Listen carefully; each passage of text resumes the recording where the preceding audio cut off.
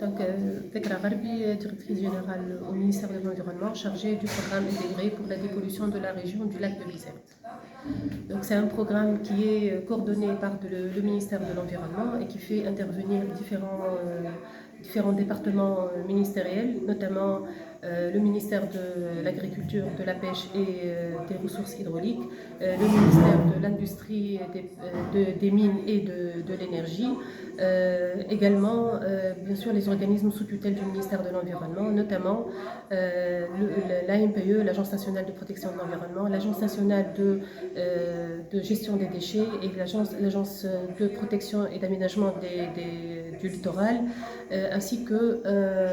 la société civile, le gouvernorat de Bizerte. Ce sont nos partenaires à ce programme et les industriels aussi, des entreprises de l'État, notamment la STIR et El Foulef.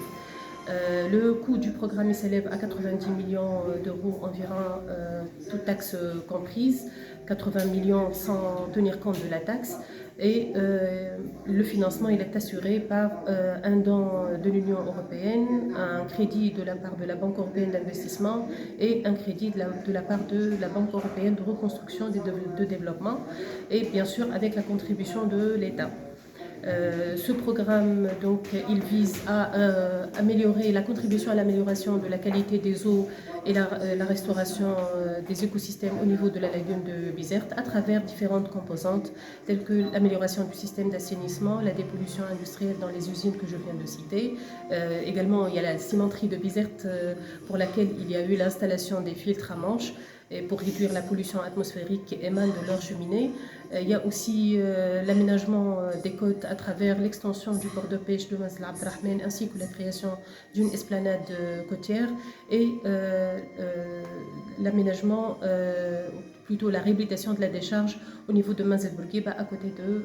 El Foulef, dans la zone appelée Rondo qui présente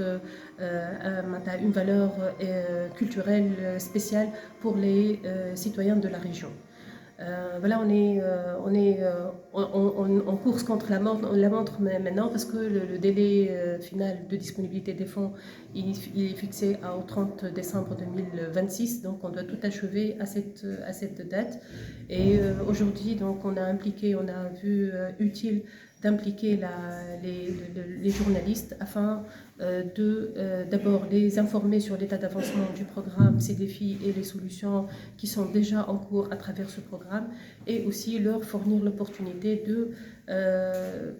d'investiguer et de mener leurs investigations dans un cadre constructif à travers un journalisme de solution. Et donc, un concours sera lancé pour inciter les journalistes à faire leur présentation sous différentes formes, que ce soit la presse écrite ou des courts-métrages ou des podcasts ou n'importe quelle